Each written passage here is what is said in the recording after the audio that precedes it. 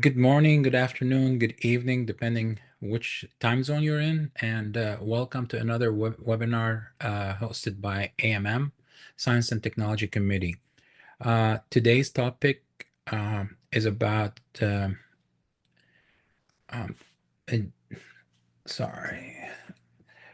about designing strategies for designing mRNA. Next slide, please. So today's agenda is there's a short welcome and logistics and introduction to AMM, and just to go over AMM Science and Technology Committee and the webinar series that we're putting out. Today is the subject going to be you're going to have three speakers. One by Wendy Gilbert. She's going to be talking about decoding the untranslated to engineer next generation mRNA therapeutics, and followed by Kim.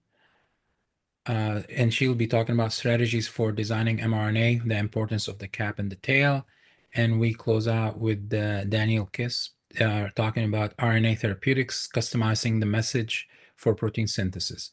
And we'll end with a roundtable discussion with Q&A. So during the talks, if you have any questions, please put them in the question box, and we'll bring those up during the roundtable discussion. And also, this webinar will be recorded, and the recording will be available after the webinar. And I believe you'll be getting an email with a link to be able to view it again or share it with colleagues to view it. And next. And I'm gonna hand it over to Sarah. Singleton. She's from AMM, and she's gonna give an introduction to AMM and what AMM is doing right now. Hello, everyone. Thank you so much for joining us. I am Sarah Singleton, the Managing Director of the Alliance for mRNA Medicines. And I'm going to take just 2 minutes here for those of you who are not already AMM members to tell you about our organization. I see a number of folks that I know on the line, but also some folks that I haven't met yet. So on the next slide, we discuss a little bit about who we are. AMM is dedicated to advancing and advocating for mRNA and next generation encoding RNA therapies and vaccines for the benefit of patients, public health, and society. And our mission is really to propel the future of mRNA medicine, improve patients' lives, and advance scientific knowledge. So this webinar series fits nicely into that mission. On the next slide, just a little bit of background on what we do.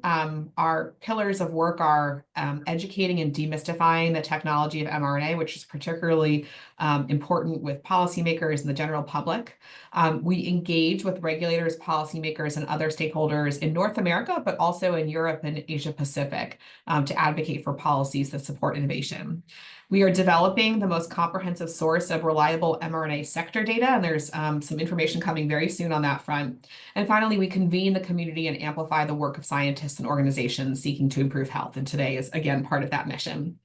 On the next slide, we have the crazy stew of all of our logos showing you all the different member organizations that are part of AMM, which is over 75 organizations now. And the next slide, we show you that we're located all around the world on many continents and growing. Next slide. Just want to highlight for those of you, particularly who are not in AMM, this is a calendar of events that's constantly being updated showing what AMM is doing this year. There's a number of different ways that we're convening our members, and I highlighted in blue a couple of the events that are open beyond our membership. We have an upcoming mRNA Innovation Forum in the Boston area that will be available both in person and virtually. And then in September, we have our second annual meeting called Ascent that's happening in the San Diego area.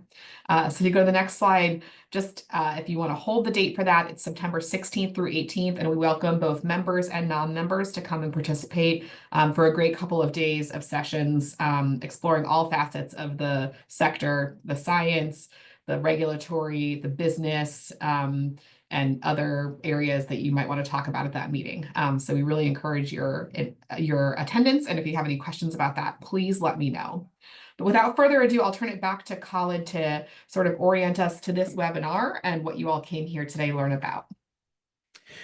So thank you, Sarah. Great introduction. AMM Science and Technology, committee is dedicated to advance the science and through education to to the scientific community that's working with mRNA, cell gene therapy, and anything that's related to the mRNA science. And also we put on these 9 webinars it's a series, and it started with the importance of modified mRNA. And the last webinar was about the raw material. And today we're going to be talking about the design. And this will follow by taking it all the way through manufacturing characterization for both mRNA and drug product, all the way to the CMC filing. So the goal is to provide a forum for the community to discuss emerging and clinical scientific topics, and we're trying to put it every 4 to 6 weeks. So also there's the AMM Innovation Forum that's going to be on June 16. And this will be also a webinar series, a series of speakers for half a day or a full day. And that, I think that's going to be also not only in person, but also virtual for people to be able to participate and actually see what's going on in the new technologies. Next slide, please. And today is the next webinar is on May 27, and it's going to go over the manufacturing process of different mRNA modalities. And we're hoping to cover linear, self-amplified, and circular mRNA. What are the processes and the challenges to make these mRNAs? And the registration is open if you want to sign up and have it on your calendar. Next slide, please. And those are the remaining webinars after the May 27th. So we have the characterization of mRNA, quality attribute, and QC release assays. Then we dive into the delivery strategies and processes. And the same thing, characterization and quality attributes. And finally, we'll close the series with the CMC requirements for mRNA therapies. And we try to divide both the mRNA and the drug product separately because each require a certain characterization and release testing to go with that. Next slide. And I will hand it over to John to introduce our next speaker, and we'll start with the webinar. Hello, everyone. My name is John Stewart. I'm the admin support for the Alliance for mRNA Medicines, and I just want to share our 3 speakers and presenters today. So starting off, we'll have Wendy Gilbert. She joins us from Yale University, followed by a presentation from Michelle Kim from Johns Hopkins University, and then concluding with a presentation from Daniel Kiss from Houston Methodist. So we'll transition to Wendy. You have the floor now. Great. All right. Thank you so much. It's really a pleasure to be here and engage with this virtual audience about one of my favorite topics, which is what makes mRNA tick. Next, please. All right. So I'm going to talk to you about our efforts to decode the information in untranslated regions of mRNA and harness that knowledge to engineer more potent mRNA therapeutics. Next, please. You're all here, I expect, because you're excited about the very broad therapeutic potential of mRNA medicines, ranging from vaccines to gene editing applications and therapeutic protein expression. Next, please. For mRNA to reach this full potential, there's really 3 things that need to happen. We need the mRNAs to be more potent, to produce more of the desired payload per molecule of mRNA. We need the duration of protein production to persist for longer. And in a completely ideal universe, we would also have precisely controlled expression of the mRNA. Next, please. So this is the roadmap for my talk today. The key idea is that by understanding how mRNAs work, which we are learning using a very powerful new high throughput technology that I'll introduce, we're able to engineer more potent mRNA medicines. Next. So first, I want to explain why our research focuses on the 5' untranslated region. Next. And then I'm going to introduce direct analysis of ribosome targeting with DART, which is the high throughput method that is making a big difference. I'm going to tell you the data that we've collected using DART and how it's doesn't align with dogma about what is important to make an active mRNA. And then finally, I'll tell you how we've used the knowledge from these new high throughput assays to engineer more active mRNAs for therapeutic applications. Next, please. This question of what is it that determines how much protein an mRNA will make has animated research in the Gilbert lab for more than 15 years. We know that some mRNAs are translated very efficiently to make thousands of molecules of protein per mRNA, while others are translated very infrequently. And moreover, the protein output per mRNA for cellular mRNAs is highly regulated. Next, please.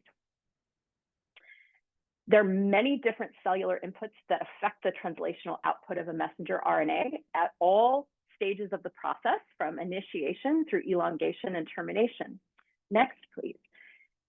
The initiation of protein synthesis is usually rate limiting, and that is the step that's the focus of my research and of my talk. Next, please. So let's dive in a little bit deeper into the mechanisms of translation initiation in human cells. In the first step, the mRNA is recognized by initiation factors, which include the cap binding complex and a complex of factors associated with a 40S ribosomal subunit. Once this 40S loads near the 5' end, it then translocates down the message to find the AUG start codon. Next, please. At this point, the large ribosomal subunit joins, and now you have an elongation competent ribosome that's ready to begin making the protein. Next, please.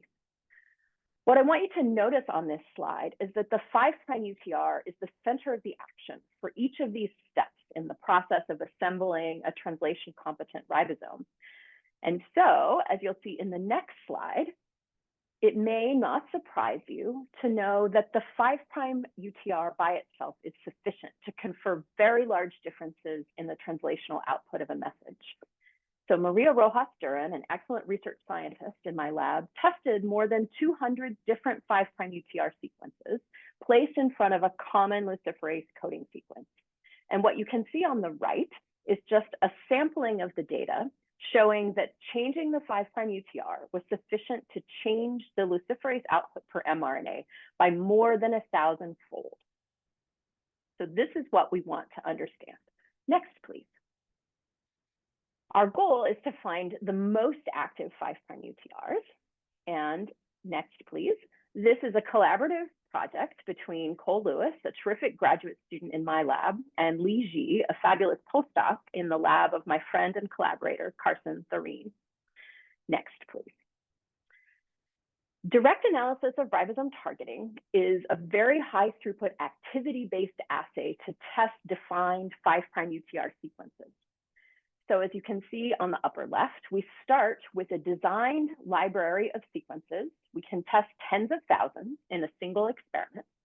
We use this pool of DNA template to synthesize a population of in vitro transcribed mRNA, which we cap. Next, please.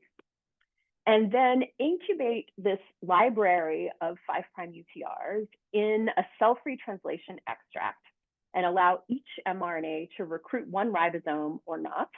We freeze the ribosomes on the message using cyclohexamide. Next, please. And then separate the mRNAs that initiated translation and recruited a ribosome from those that did not on a sucrose gradient. Next, please. We then compute a very simple ribosome recruitment score, which is just the counts per million in the sequenced library from the ADS ribosome bound fraction compared to the counts per million in the input pool. Next, please. Thank you. So Cole Lewis adapted this method, which Rachel Meteor developed initially in budding yeast. Cole adapted it to work in human cell-free extracts from HeLa cells. And in the data I'm showing you here, he tested a library of 33,000 human 5' UTR sequences. I want you to notice two things about the data.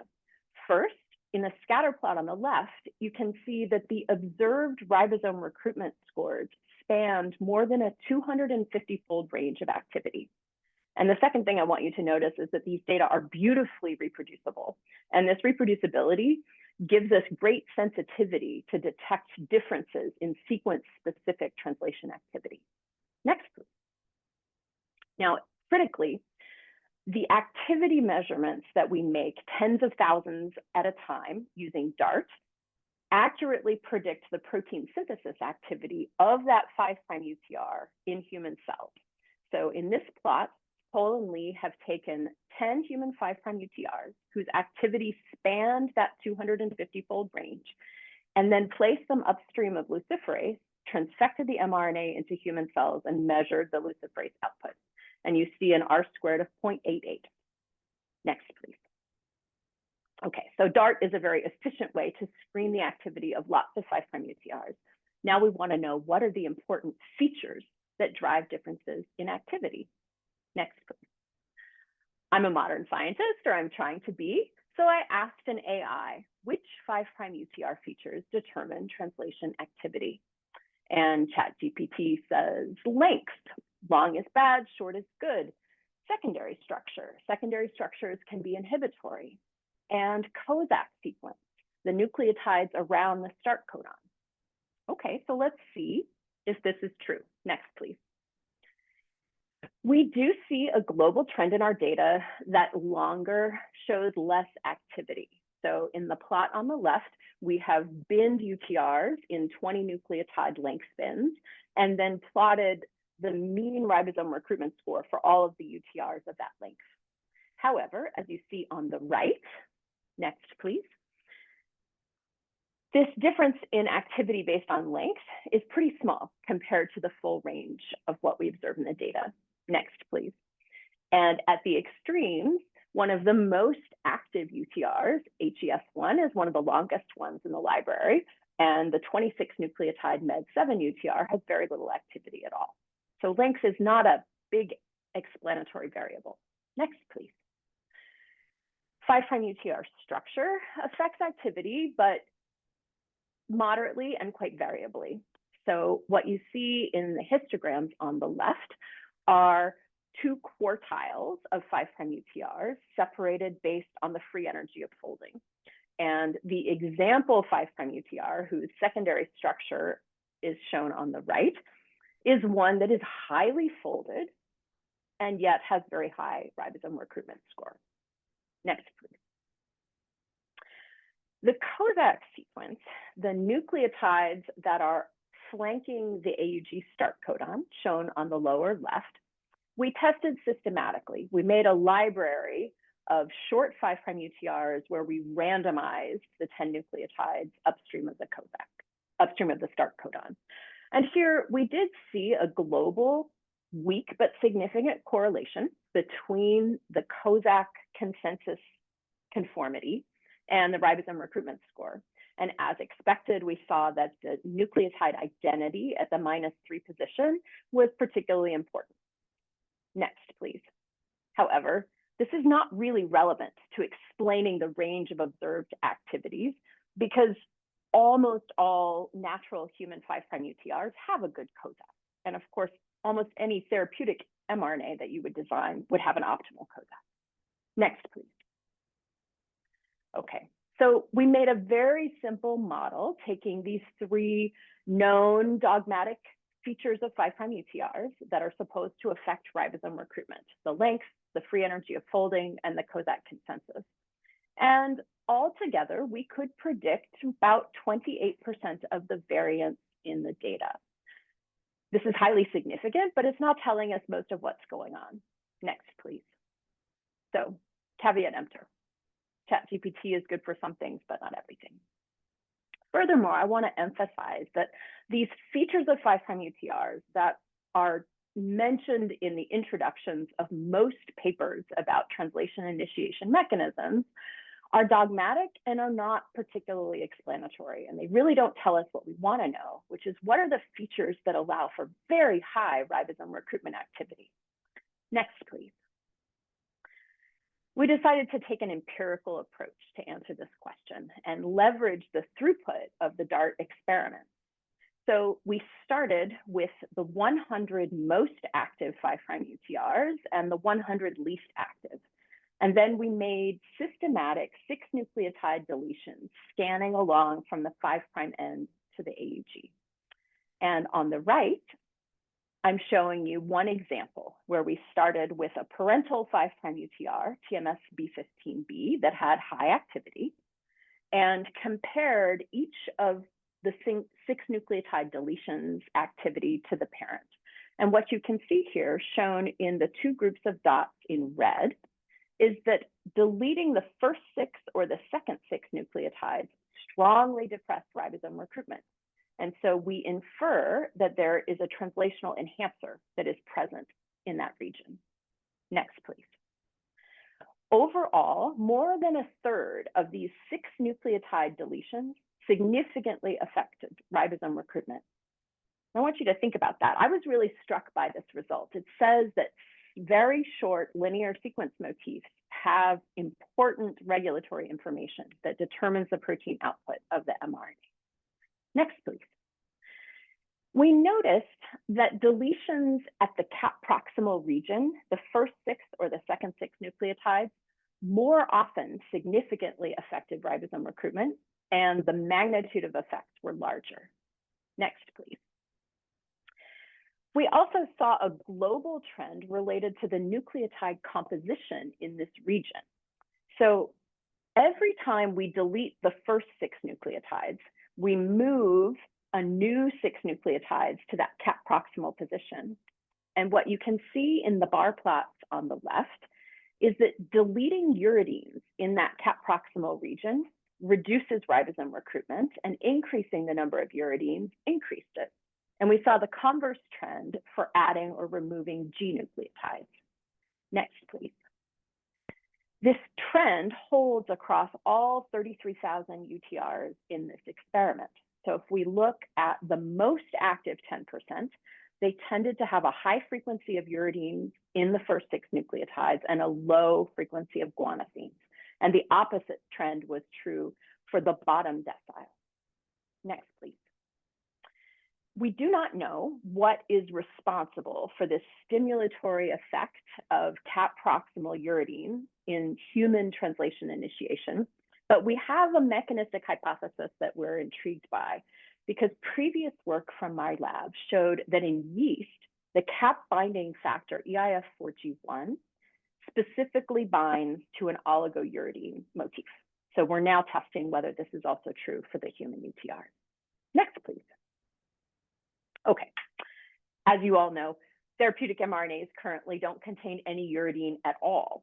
They are mostly made by complete substitution of uridine with a modified nucleotide, N1-methylpseudouridine. And this is important for production of protein in animals and people because it evades innate immune sensing and signaling. Next, please. So we wanted to know whether inclusion of this important modified nucleotide affects ribosome recruitment and whether it affects it in a sequence-specific manner. The data on the left you've seen before. This is the DART assay with the unmodified pool. The data on the right show the same pool of sequences, but now tested with complete replacement of uridine with M1-5. Next, please. And what Cole saw was that there was a widespread and sequence-specific impact of replacing uridine with N1-methylpseudouridine. Next, please. Globally, we saw that the inclusion of M1-5 increased ribosome recruitment. You see that in the cumulative distribution plot on the left. The volcano plot on the right shows each individual 5' UTR and the change in ribosome recruitment when it was modified compared to the unmodified control. Next, please. Now, against this global trend of increased ribosome recruitment, there were sequence-specific effects. So the UTRs shown in the top of this plot are following the global trend, where the modified UTR was more active in recruiting ribosomes than the unmodified. But on the bottom, you see an equal number of UTRs with the counter trend. Next, please. Not only the presence of M1 pseudouridine, but its presence in poly M1 size stretches was associated with increased ribosome recruitment. We see this in two ways. So the plot on the left shows that with increasing numbers of poly M1-Si motifs, there's an increase in ribosome recruitment score. And furthermore, the length of that poly M1-Si motif was also associated with increasing activity. Now, I want you to take this in for a minute because the current mRNA design algorithms, many of them attempt to globally minimize the number of uridines in the sequence in an effort to depress innate immunity. And these data suggest that there may be a balance here and that keeping the M1-Si, particularly in the 5' UTR, particularly in repeated stretches, may pay a benefit in terms of protein output. Next, please. Okay, so then putting together everything that we have learned from these DART experiments, next slide, we were able to engineer some optimal 5' UTRs that outperformed two benchmarks. The first benchmark is the Pfizer-BioNTech 5' UTR, which is the lower dotted line highlighted. And the mRNA 1273 is the 5' UTR from the Moderna COVID vaccine. And we were able, by validating the 5' UTR's activities in fully M1-Si substituted mRNAs transfected into human cells, to identify a number of winners that increase the protein output by 3 to 5-fold. Next slide, please. This is the last data point I want to make. We wondered whether the 5' UTRs that we had discovered as having very potent protein production are universal solutions. Can everyone in this audience use those 5' UTRs for translation of their payload? Next, please. To answer this question, Lee repeated the DART assay, but now testing a collection of more than 4,000 UTRs paired with two different coding sequences, either enhanced GFP or the endogenous human coding sequence. Next slide, please. And what he saw was that the pairing between the 5' UTR sequence and the particular payload significantly affected the initiation activity in many cases. Next slide. The final plot here shows that there were hundreds of payloads, coding sequences, that drove significant differences in ribosome recruitment when we changed the pairing between the 5' UTR and the coding sequence. Next, please. So the answer is probably to screen with the target protein sequence of interest to find the 5' UTR that will work best. Next slide. Okay, so I want to summarize by saying I have told you that many short sequences of just 6 nucleotides are sufficient to significantly affect translation initiation activity. And these activities are currently very difficult to predict, but they are easy to measure. Next slide. The known features of length and structure and Kozak consensus explain only about 30% of the activity differences. Next, please. And so we should use data and let the dogma rest. Next, please. Finally, I hope that I have gotten you excited about the potential of DART as an assay to accelerate 5' UTR research. You can test more than 30,000 different 5' UTR sequences in a single reaction. We have optimized the reactions to make them very small, allowing multiplexing of many conditions at once. You can test defined sequences. They don't have to be found in nature. It can be anything. And the approach is easily amenable to incorporating a range of modified nucleosides. The measurements span a more than 1,000-fold range of activity, and they predict protein output in human cells. And we've published most of this earlier this year, and that was the PMID at the bottom. I think I have acknowledged all of the people as I've gone along. I'm also grateful to the organizations on the lower right for funding this research. And I look forward to the Q&A. Thanks.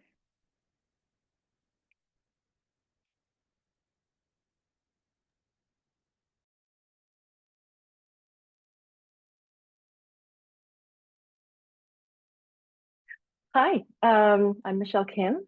It's nice to be here. Thank you for the invitation, and I'm excited to tell you some recent innovations that I think are going to help IVT. Next slide, please.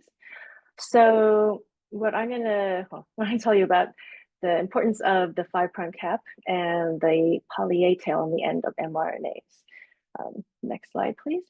But before I go into their roles in, or how we can optimize those for IVT, I'd like to talk about this in the context of what we know about mRNAs and how long we've been studying it. Next slide, please. So in this timeline of milestones in mRNA discoveries, the discovery of the cap and the poly A tail actually happened a long time ago. So we're looking at half centuries worth wealth of knowledge in the roles and the functions of these two elements on every mRNA, almost every mRNA. All right, so let's take it basic. The structure of the mRNA contains a 5' cap, and then in that gray blue is a 5' UTR. Dark gray is your coding sequence, and then in the dark, the medium gray is the 3' UTR. And then at the 3' end of the mRNA is the poly A tail. Right, next, please. All right, so the biological roles of the cap and tail at the most basic is that they are important for the stability of the mRNA. I'm going to go into more of this in the later slides, but additional roles for the cap are its importance in pre-mRNA splicing, nuclear export, translation initiation, and interaction with the 3' end. That the 3' end is the poly A tail. And in addition to stabilizing the mRNA, it's important for translation stimulation, sensing of the translational status of the mRNA, and regulation of that protein translation. And it is also important for interaction with the 5' end of the mRNA through interactions with the cap structure. Next slide. All right. So the poly A tail and the 5' cap act synergistically. So if you were to take an mRNA that has no cap and no poly A tail, you would get a very low amount of protein expression. If you cap that mRNA, then you get a moderate increase in the expression of protein. If you adenylate that mRNA but have no cap, you get very low expression again. If you have the cap and poly A tail on the mRNA, then you actually dramatically increase the amount of protein that is expressed from that mRNA. Next, please. All right. So as I keep saying, the 5' cap and the poly A tail are important for the stabilization of the mRNA. So if you have the cap and the poly A tail on an mRNA in the cytoplasm, you're going to produce protein. So the idea is if you can stabilize that mRNA, we should be able to get better expression. Now, the overall expression of protein off of an mRNA is actually governed by many factors. Today, I'm going to talk about just a very small subset of these factors because they highlight some recent innovations that I think are really cool and I think are going to be really impactful for in vitro transcription. Next slide. All right, we're going to start at the 3' end of the mRNA with the poly A tail. So the key factor that mediates the function of the poly A tail is a protein called poly A binding protein. It has a footprint of about 25 A's, and it covers the length of the poly A tail. Now, one of the roles of the poly A binding protein is that it protects the poly A tail from degradation by the CCR4 knot complex. All right, so I'm showing here on top is a cartoon depicting part of the natural life cycle of any mRNA in vivo, where at some point, poly A binding protein dissociates and it gives access to the CCR4 knot complex to deadenylate the mRNA. On the bottom is a depiction of an errant mRNA where maybe there's a ribosome stalled or there are two ribosomes colliding, triggering one of several mRNA decay pathways downstream. The net result is the same, where poly A binding protein dissociates from the poly A tail, and that thus gives access to the CCR4 knot complex to deadenylate the mRNA. Next slide. All right, so I'm going to talk about a recent innovation called an mRNA booster. And this is a way to increase the stability of an mRNA. So in vivo, the poly A tail is actually very dynamic. Typically, they might be about 150 to 200 nucleotides, but this varies widely depending on the state of the mRNA, the particular mRNA, and other factors governing in the cellular environment. Nearly all eukaryotic mRNAs are polyadenylated, except for some histone transcripts. And all of them are bound by a poly A binding protein. So as I've said before, if you can increase the stability of an mRNA, you're going to increase the protein expression. Right? And we also know that if we have poly A binding protein bound to the end of the mRNA, it's also going to stabilize the mRNA. So one idea demonstrated here is to synthetically extend or increase the amount of poly A binding protein that is on an mRNA. And one way to achieve this is by something called this mRNA booster, which is an antisense oligo. On one end, it primes to known sequences in the 3' UTR of your favorite mRNA. And on the other end of this oligo is about 100 residues of A's. So next slide. Sorry, and when you're designing such an mRNA booster, you want to be mindful of certain features that will decrease its susceptibility to nucleases. And those are the presence of phosphorothioate linkages and 2' methyls on the initial and terminal nucleotides of the booster. Next slide, please. All right. So here's an example of how using an mRNA booster can increase expression of a cognate mRNA. And the example shown here is that of SYNGAP1. So the Collar Lab found that if you target different regions of the 3' UTR, you can have differential effects. So it's important to think about where in the 3' UTR you're going to try to hybridize your mRNA booster. On the bottom left panel, in the first is the control, and then second is the poly-U, where we don't see a significant or increase in the expression off of the mRNA, indicating that this effect is specific to poly-A's and not just a homopolymeric run. Then SB2, 3, 4, 5, and 6 are different mRNA boosters that target different portions of the 3' UTR of the SYNGAP1 mRNA. And we find that depending on the location, we have different increases in the overall expression off of that mRNA, with some of the most potent responses happening with SB2, which target is closest to the end of the ORF. And then when we look at the protein expression in vivo, we find that the enhancement is dependent on the tissue type. And so SYNGAP1 mRNA booster was injected into different regions of the mouse brain. And when you dissect the brain and then look for the protein expression in each of these regions, we find that SB1 and 2 boosters resulted in an increased expression of protein over control in 3 of the brain regions: hippocampus, the cortex, and the midbrain, but not in the cerebellum. And then when we look at the mRNA, we find that the residual mRNA actually is longer when you have the mRNA booster injected into the tissue. All right, next slide, please. All right, so I'm going to pivot here and talk about the 5' cap, because deadenylation on the 3' end of the mRNA is linked to the 5' end decay.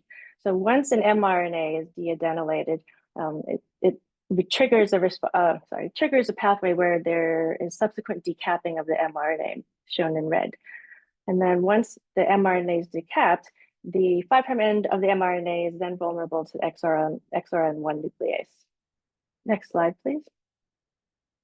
All right, so in vitro transcription, we have a lot of options for the 5' cap structure. And let's move to the next slide, please. I'll start by looking at the cap structure on in vivo mRNAs. So this shows you the 5' end of an mRNA. Circled in blue is the M7G cap structure. And then subsequent to that is an A and a G, and then the dotted line clumsily represents the rest of the mRNA. All right, next slide. All right, in IVT, here shown are 2 cap analogs that are made by TriLink called CleanCap AG and CleanCap M6. So CleanCap AG is a mimic of the in vivo cap structure. And then on the right is the CleanCap M6, which has 2 modifications that are illustrated by the blue lines in heavy bold. Next slide. All right, and then of these 2 cap analogs, they come in 2, let's say, flavors. So for CleanCap AG and CleanCap M6, there's a region, it's the 2' OH on the first ribose that can either be an OH or a substitution to a 3' O methyl. And altogether, these are 4 different caps, which I'm going to show data for. Next slide, please. All right. So we know, so this is a data showing the result in using what is called the M6 3' methyl cap, which is a novel cap structure that was produced by TriLink. And the Colorado lab has demonstrated how it improves protein expression off of an mRNA. I'm going to start right out of the gate showing in the panel on the left, if you do an injection in a mouse tail vein with an mRNA capped with the M6 3' methyl, we see markedly increased protein expression and biodistribution of this mRNA compared to mRNAs that are capped with these other cap moieties. And so if you look at the capping efficiency, however, you find that the M6 capped mRNAs actually have a much lower capping efficiency than the AG caps. And yet we see that with the M6 3' methyl capped mRNA, that expression is so much broader. So one explanation for this is that there could be a difference in the stability of the mRNA.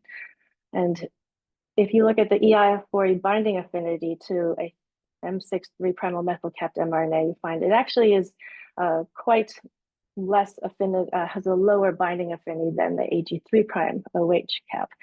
But if you look at the capping status of the decapping of this mRNA in vitro, we actually find that even though these mRNAs have a lower capping efficiency and a lower binding affinity for EIF4E, they actually they are less vulnerable to decapping, which explains how you have greater stability of this mRNA, leading to greater protein expression. All right, next slide, please. All right, sorry, I would do that quite quickly. All right, to summarize, I'd just like to emphasize that there is a lot known about the importance and the role of the 5' cap and the 3' poly A tail mRNAs. And I think we can harness that, what we see in vivo, what we know about it, and put it into in vitro transcription. We know that the 5' cap and the poly A tail are synergistic, and that if we can stabilize both of these moieties on any given mRNA, we're going to stabilize that mRNA, which means it's going to be around and we're going to have greater protein expression. We know that deadenylation and 5' NTK are linked. And so if we can sustain the integrity of the poly A tail, which in turn means we're going to have poly A binding protein, it's going to increase the protein expression. And then if we can maintain the 5' cap on the end, the 5' end of an mRNA, that's also going to increase the stability of that mRNA and thus lead to increased protein expression off of that mRNA. All right, next slide, please. All right, I'd like to acknowledge Jeff Coller's lab, who did the work producing the data presented here, and in particular, Zach Mandel and Bahareh Torkzeben. And I'd like to acknowledge my team, Sagana and Lucas, here at our new RNA Innovation Center. And thank you very much.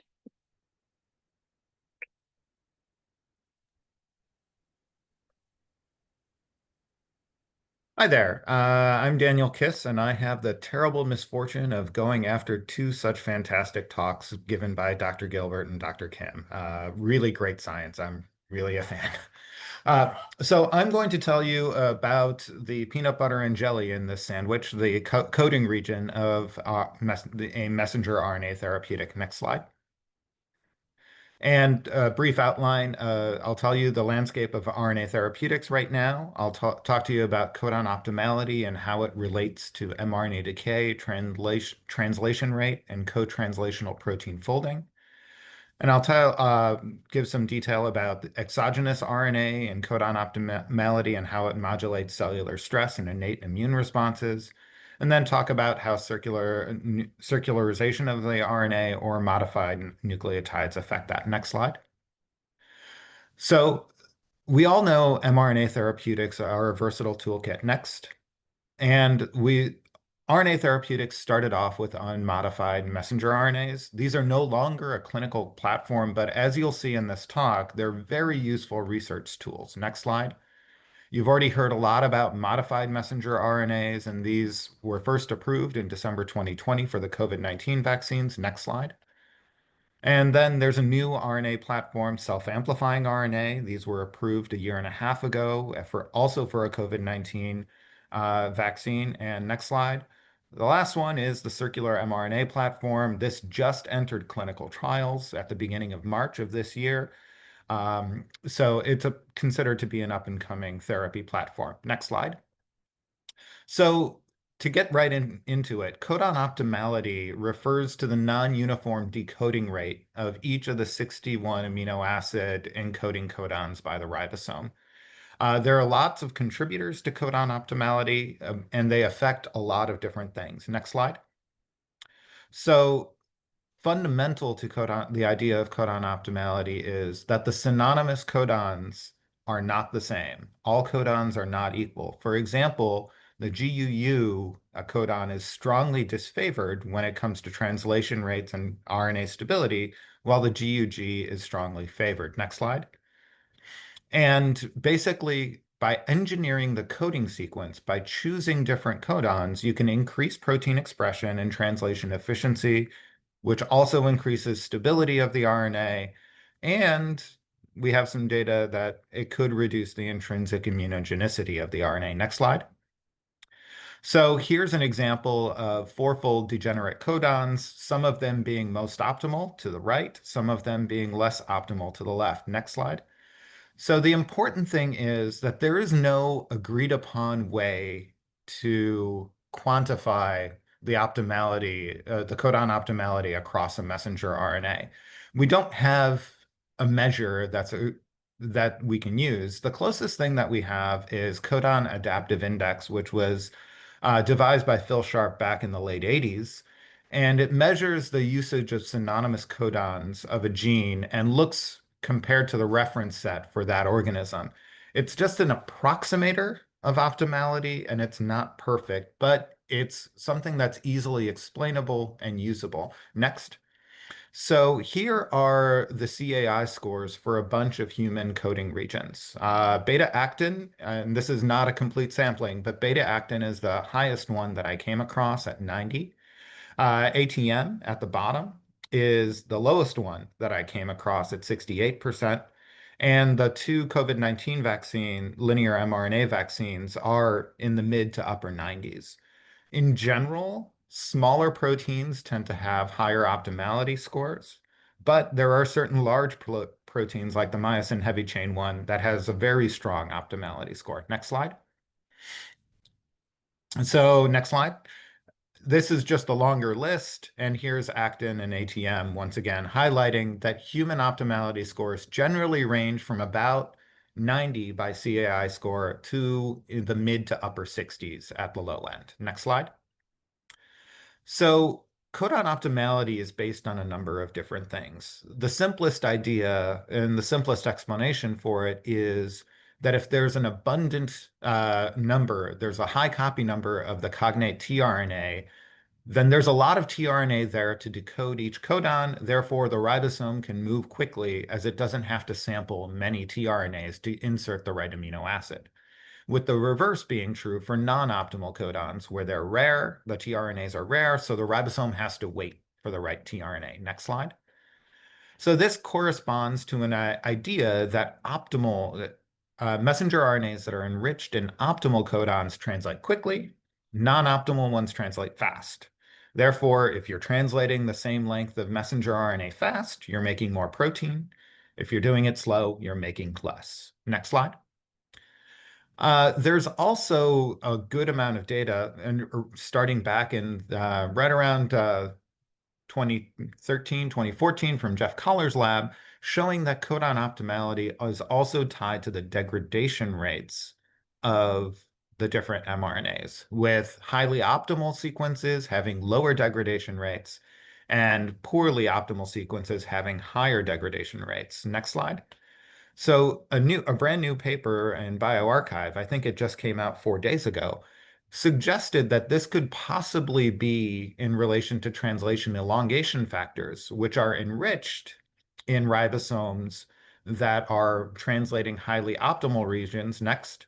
But next slide. Okay, it missed a set, but are missing from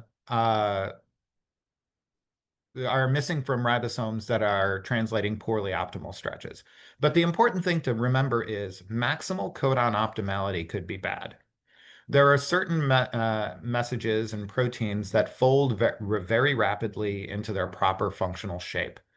But sometimes that's not always true, where you need slower codons to let the ribosome pause, to let subregions of the protein fold into its optimal shape. Next slide. And if you replace those non-optimal codons with optimal codons, you just don't give the protein enough time to fold. And therefore, you're generating a non-functional protein that could actually have deleterious effects. Next slide. So it's important not to think of maximizing your codon optimality as removing the speed limit. That's not what you need to do. Next. What you need to do is generate an optimal sequence that is reasonable and prudent for your conditions. So in some cases, that means very fast all the way across. In other cases, it means having a slow and steady pace.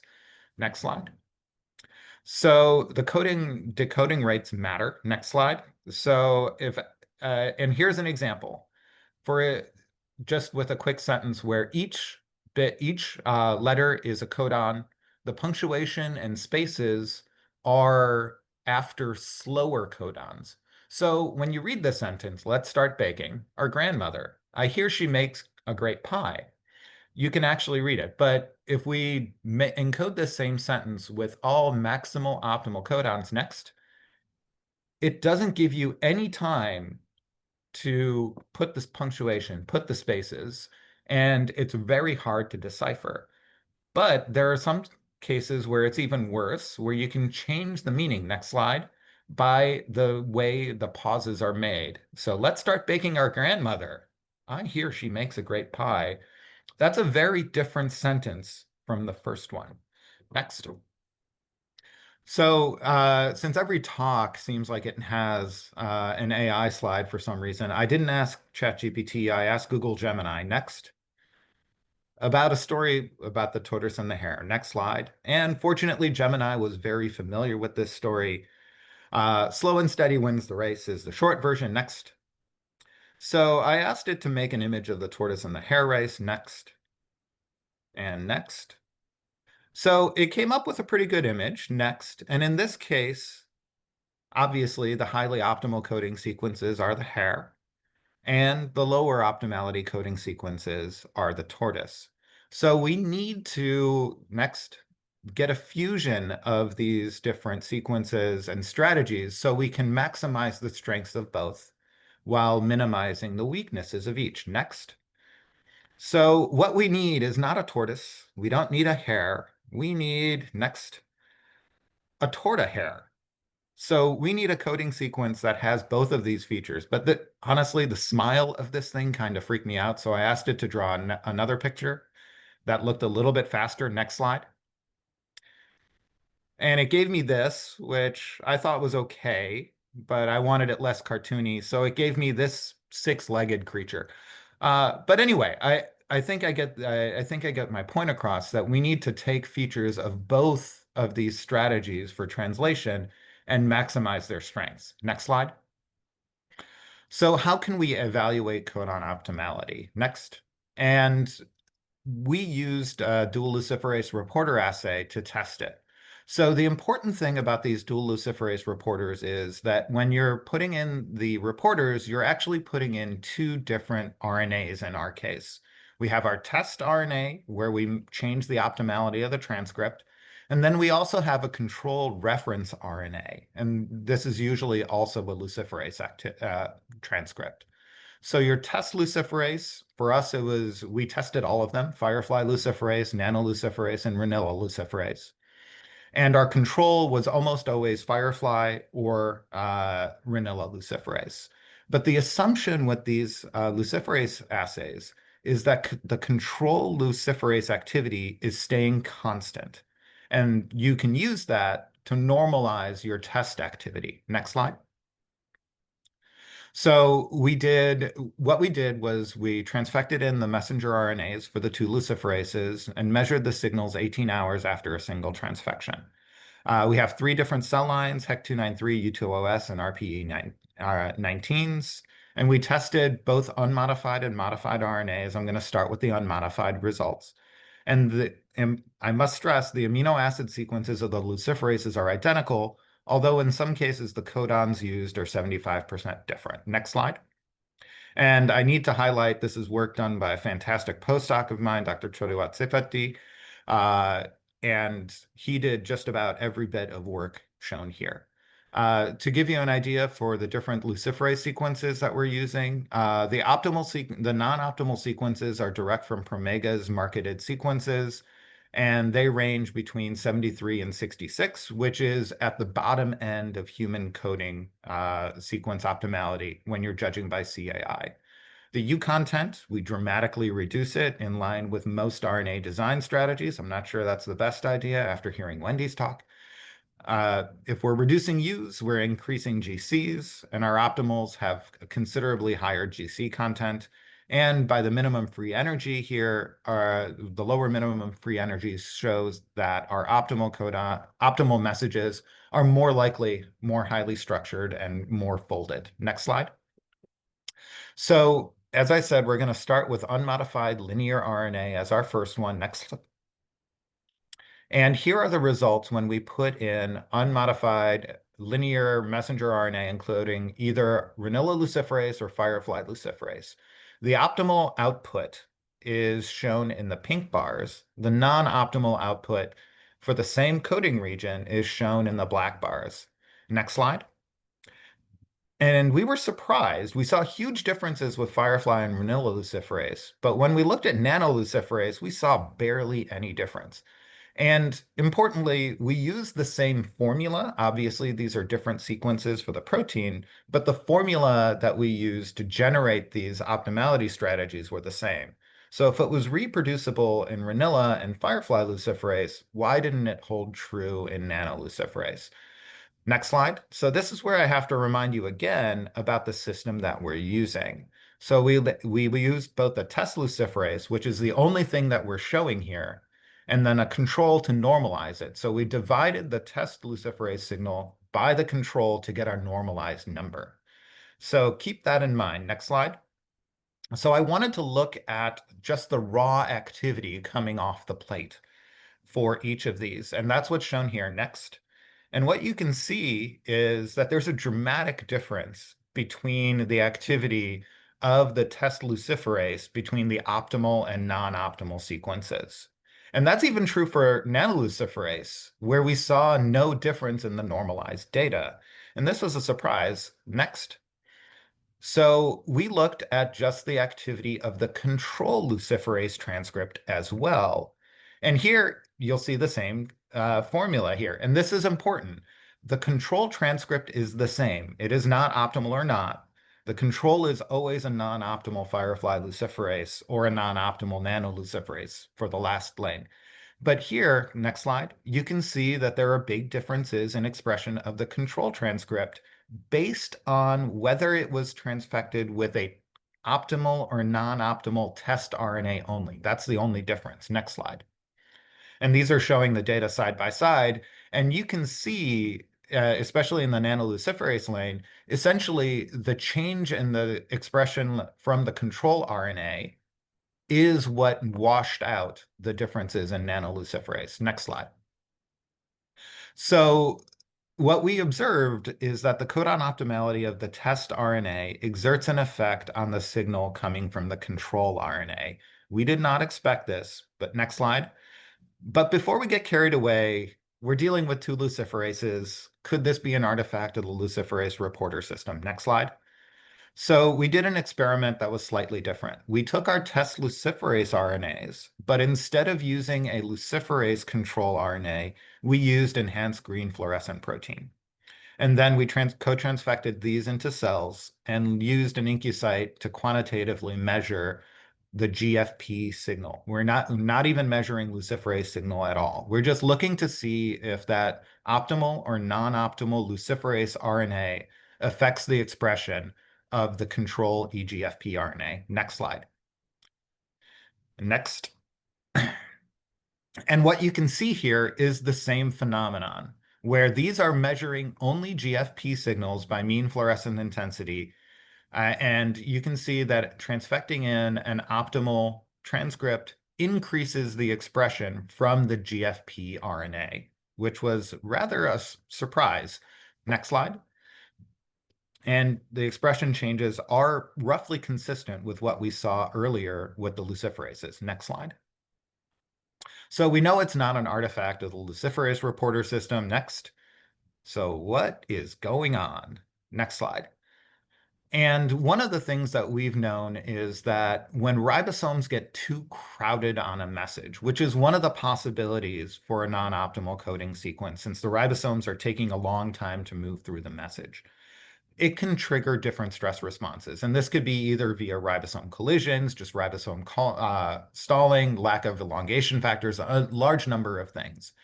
And these cellular stress responses often report to EIF2 alpha. And you can measure them by looking for phosphorylated EIF2 alpha. Next slide.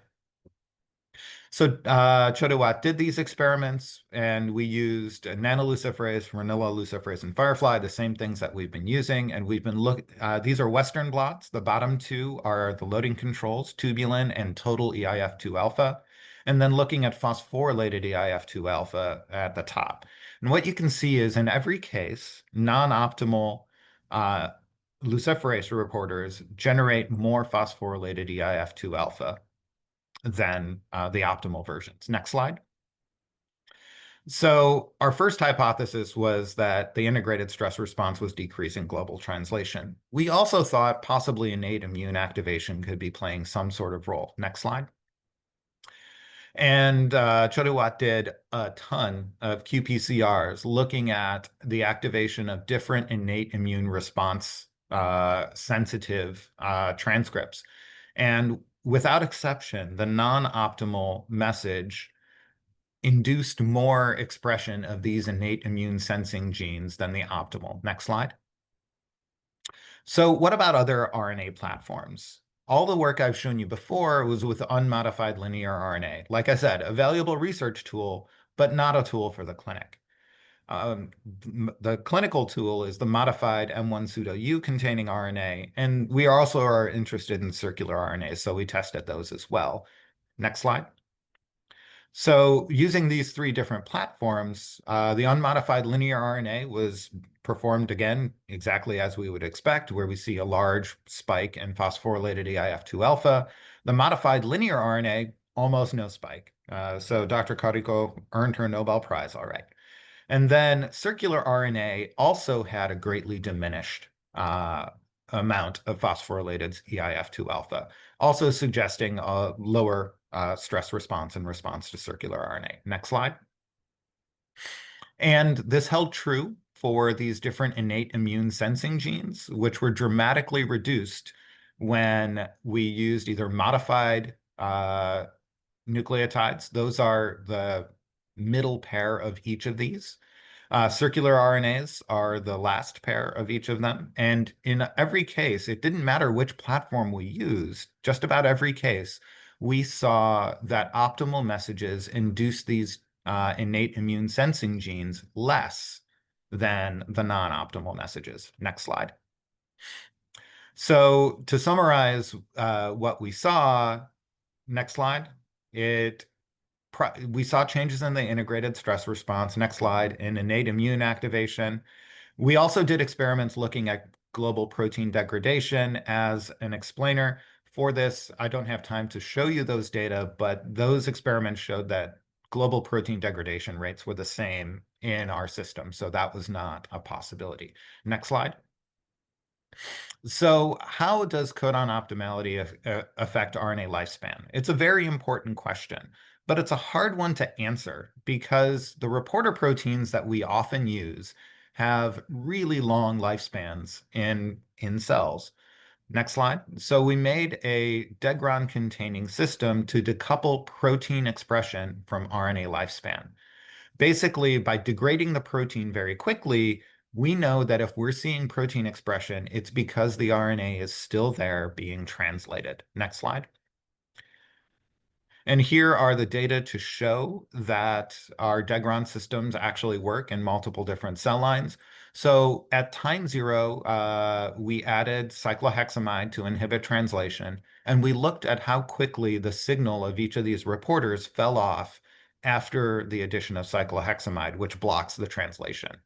So without exception, all of them had half-lives that were either one half hour or less. Well, 1 hour or less for all of these.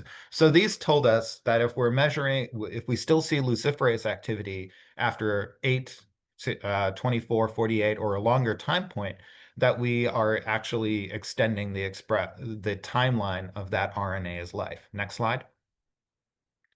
So here's here are the experiments with unmodified linear RNA, either optimal or not. The optimal one, the non-optimals are the dashed lines. The optimals are the solid lines and the solid icons. And what you can see, regardless of platform, either unmodified or modified, the optimal transcripts perform the best here. And to the point where the optimal unmodified transcript performs substantially better than the non-optimal modified RNA. Next slide. So we also added in circular RNAs to this as well. And what you can see is the same idea holds true, where the optimal circular RNA does way better than the non-optimal circular RNA. Next slide. So we're back to the tortoise and the hare again. So one thing that became apparent when we did these experiments was that messenger RNA is the hare in this case. And this makes sense because, as you heard from Dr. Gilbert's talk, translation initiation is the key to total protein output.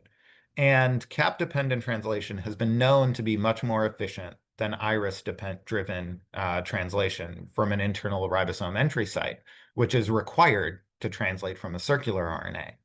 Therefore, next slide. But when we reframe the question to persistence of the RNA as opposed to the output of the RNA, so circRNAs are really being investigated because they can persist longer in cells. As Dr. Kim pointed out, RNA degradation happens from the ends, either first deadenylation and then decapping, but circular RNAs don't have any ends. Therefore, they can't be deadenylated and they can't be decapped, so they should persist longer. And that our data consistently show that, but optimality matters for these circRNAs as well. Next slide. And to summarize the degron reporters for our circRNAs, next slide. CircRNA alone, just being a circle, doesn't guarantee long-term expression. Next, you actually need a good coding sequence to actually stabilize that circRNA in cells. Next slide. And to summarize everything that I told you, sequence engineering and platform technology, they all modulate RNA immunogenicity. More optimal sequences lessen cellular stress and also innate immune responses. And the nucleoside modification and circularization reduce those innate immunogenicity and also the stress responses. Circular RNAs can have an extended lifespan in cells, that is, as long as the codon optimality you have designed into them is right. Next slide. I have to thank my members of my committee, not my committee, my department. Next slide. But most importantly, I need to thank the members of my team that have done the work. Chodiwad is not pictured here. But next slide.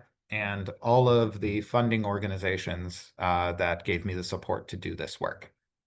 And that is my last one.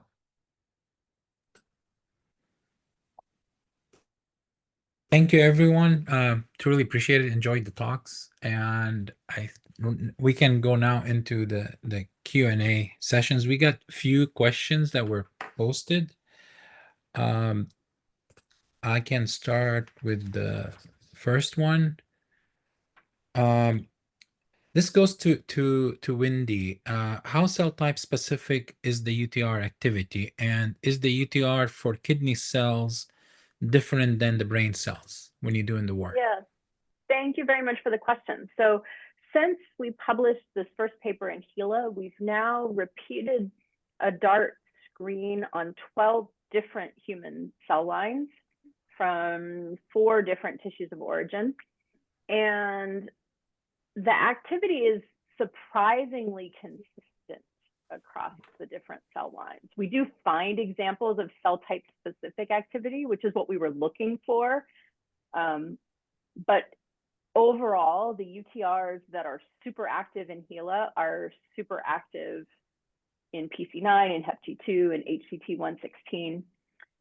Now, we have not tested primary cells or cell-free extracts from tissues yet. We're working on that, and we anticipate that neurons and brain tissue might be significantly different. They have an unusual repertoire of 5' UTR isoforms with very different sort of bulk properties.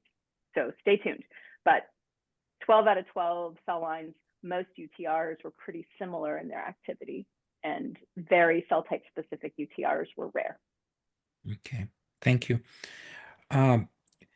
Kim, this goes to you in terms of percent capping. So the data showed that with M6, even though at a lower capping, you got more protein translation, which is going to correlate to the decapping, preventing the decapping. Have you done any additional work to like test both the AG or the 3' methoxy or any other capping agent versus M6 at the same capping efficiency to see that? Because this could be interpreted now, percent capping efficiency is not as crucial if you get the right cap.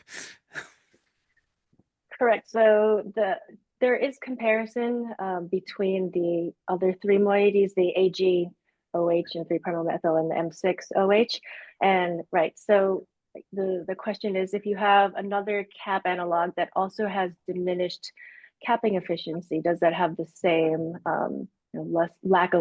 decreased vulnerability to decapping? Actually, I think that is particular to the M6 3'-O-methyl. Okay, so the other part of the question is, if the capping efficiency on the M6 the same as the AG, let's say you achieve 90% instead of 70%, do you also expect the translation to increase between the 70% and the 90% capping efficiency? I think you would, and I think an important fact that I left out is that the M6 3'-O-methyl capped mRNAs actually have 3-fold higher expression than the analogous AG 3'-O-methyl and 3'-OH. So you need 1/3 as much of that mRNA to get the same amount of protein expression. So actually, when you have same amounts of mRNA, there's 3-fold more expression. So you could imagine that if you also were able to increase the capping efficiency of that, you might get another boost in the protein expression. Okay. This goes to Daniel. Codon optimality. Can this feature be protein dependent, and could it also dependent on could it be also based on the amino acid sequence? Because depending on how fast the translation is, you're affecting the protein folding. And would the formula take into account the protein sequence? So yeah, obviously, that's a fantastic question, and it's a very important one, because as my example, what that sentence showed, by using really fast codons for everything, it's not a one size fits all. You need to customize your codon usage to each open reading frame. And there are certain proteins that are, for example, KRAS is one. It's a well-known oncogene. It has one of the lowest CAI scores for any protein, definitely the lowest one for a very small protein that I came across in my search, where misfolding of that protein is known to be one of the etiologies, one of the ways it drives cancer. So yes, you need to customize codon optimality for everything. And everybody in the field has their own formula that they really zealously guard for, and I'm no different, for codon optimality. So yeah, you have to customize it to each thing. But even the thing that I was surprised by was how much the optimality of a circular RNA coding region actually affected the stability of that circRNA. Because the current idea is that all optimality related surveillance is done via CCR4 NOT, deadenylation, and decapping. But circles don't have those elements. Therefore, something else has to be going on. Thank you for the answer. We're going to go back to 5' UTR. Question is, how impactful would a single nucleotide mutation away from you in the cap proximal region be on the activity? Yeah, thanks for the question. So I would urge you to go check out our paper from early this year. All of the data are available. There are many examples of single nucleotide changes that are consequential. There's one that's highlighted in the main text where the addition of a single G at the cap proximal region depresses ribosome recruitment by 3-fold.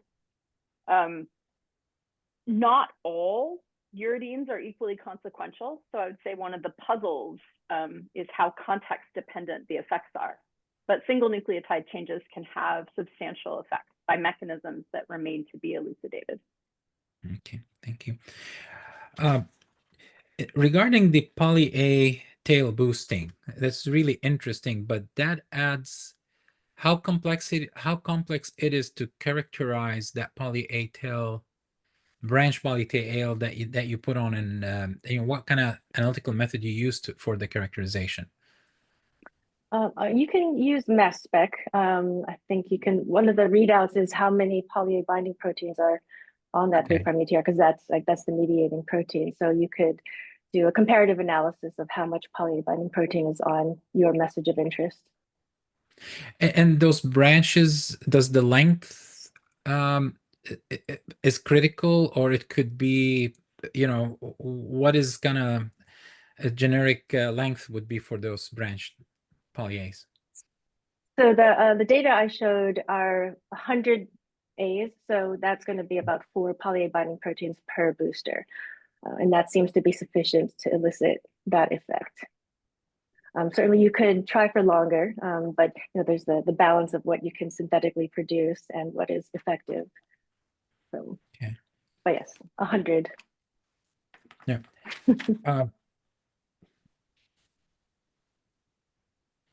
So then, have you seen? I mean, I think the data showed it, but could you elaborate more on the difference that you see in terms of the speed of translation?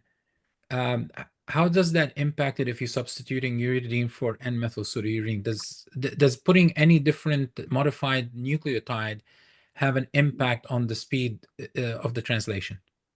That's another good question. So we haven't, besides the M1 pseudo U, we haven't tried other modified nucleotides in this assay. We're set up to do pseudo U, and we can also do 5-methylcytidine, which used to be a pretty popular RNA modification. It's kind of fallen by the wayside right now.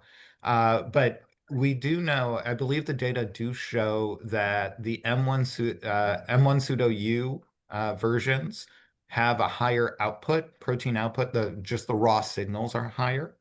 So they do perform better than the traditional uridines, as we would expect. But as for other modifications, we haven't done those experiments yet, although they certainly would be interesting ones to do. Okay. So we've seen a lot of data, and you guys generating a lot of data and designs. I mean, with a large number of sequences being screened and all that. So do you use AI for all these generation, and how much you trust the data from the AI? And this is to all three of you.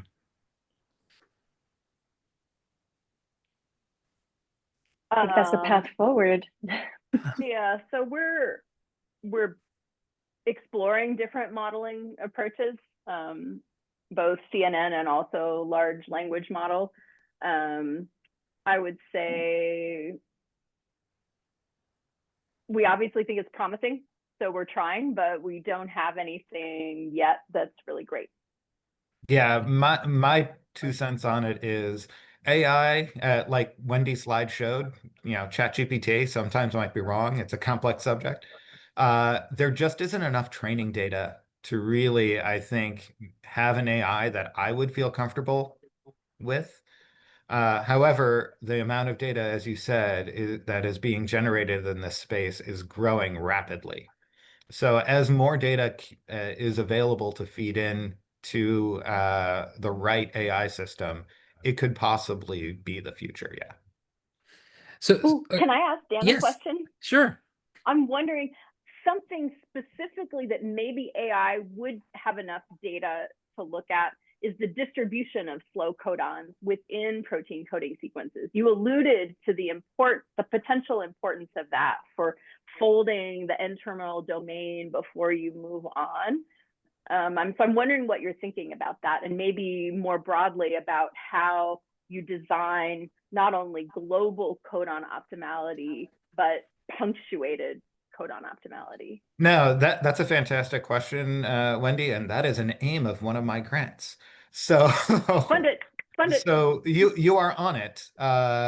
So we'll see what NIH thinks about that. So I want to go back to your point, Daniel. You said there's not enough information and all that. So I know each lab have their own secret sauce on how I'm going to do my optimization. Until we open that Pandora box for everyone, so all of that data goes into one database to machine learn so that, AI would be used properly for this. Do you guys see that ever happen? I mean, the reason I'm bringing that up, if you look at, for example, Google, for a long time, Google were asking us everywhere you go, is this a bird? Is that a street? From what I understood, and I heard quite a few talks about that, they were actually collecting data to train their AI. And, this is where, so in terms of science, do you guys ever see that gonna open up so we can actually have these tools, to be used across the spectrum? So that's a good question. And at least with coding sequence design, you use the word secret sauce, and it's right. So no one really wants to. There's a reason we don't know the recipe for Coca-Cola because it's never been put out there. So yes, without question, it would be a public good if the rules that everybody uses to design their coding sequences would just be put out there. And we can kind of figure out best practices, average them out, or whatever. However, I don't think that's going to happen anytime soon. The best thing that we can do is look at coding sequences that are actually public and designed by the different algorithms, the different methods to generate these mRNA therapeutics. And then you can use those as an input. But you're only talking about a few dozen coding sequences by Moderna, BioNTech, and other places that are public. So it's very rare. It's not Okay. enough to train an AI. I have a more optimistic outlook on the 5' UTRs. I mean, our home is not in mRNA therapeutics. It's in basic mechanistic translation initiation biology. And we and others in the space make our complete data sets available. So everything that we're using to train our large language model to predict UTR activity, you can download from Geo and use to train your own model. And then I hope if you get something that has a R squared of better than 0.7 that you'll email me about it, and we can talk about testing the predictions of your model, which is doing better than the predictions of my model. Yeah. So that leads to a different question. I mean, we discussed today the importance of 5' UTR in terms of translation and all of that. Is there a lot of impact of the design sequence or the optimization of the sequence of the 3' UTR? Can we touch on that a little bit, because that's one of the missing pieces, during this whole webinar? So I know. Go ahead, Michelle. No, go ahead. I was just going to comment that, if you wanted to use an mRNA booster, then it would necessitate some design of that 3' UTR. But go ahead, Dan. Yeah, I mean, they're a common sequence. Most people think of 3' UTRs as minefields where microRNAs bind and destabilize your message or alter its translation. But there are definite sequences, like Christine Maher's group, I think, in New York. She has shown that there are certain sequences within 3' UTRs that help the translation of particular messages. I think there are 3' UTR design elements that will be important for RNA therapeutics moving forward. Yeah, I was going to pitch it back to Michelle because I agree with Dan that the dogma in the field is that the 3' UTR is laden with stability determinants, mostly negative, and that the effects of the 3' UTR on translation initiation are rarely greater than twofold. So we've not studied it much. Okay. Oh, that sounds fair. So with that, we're coming close to the bottom of the hour. I would open it the floor. You know, we have about 3 minutes. If each one of you want to have a closing remark, and you know, I truly appreciate the time and the effort that was put into this. This was a great education on optimizing mRNA sequences. And we start, you know, with Wendy. If you have some closing remark, and we'll go to Michelle and close out with Dan. Oh my goodness, sorry, I was busy typing an answer to somebody who didn't get their question answered. So no, thank you all. I think this is an exciting time in the field, and I hope that more community events like this will encourage people to share their information more freely. I actually think there's enough space here for all of us to get funded, and that a rising tide will lift all the boats, and that paranoia is really counterproductive. Yeah, I agree. I think this is a really great forum for us to share what we know and spark discussion. If anybody wants to chat with me about any of the things that I brought up, I'm happy to chat with everybody. And yeah, I look forward to the other segments of this webinar that you've organized, Khalid. Thank you for doing that. Dan? Yeah, and thanks. I greatly appreciate the invitation to share my work here. I appreciate the audience, every single member that stayed on through even a little bit of this webinar to learn more about RNA therapeutics. I really thank you all. And I think the future is bright. And as implied and said directly, greater openness in this field will help it move further and faster. And we should all strive for that. All right. With that, we're going to close the webinar. Thank you, everyone, for your attendance, and thanks for our speakers, and truly appreciate all the effort that went into that. Thank you very much, and have a great day. Thank you.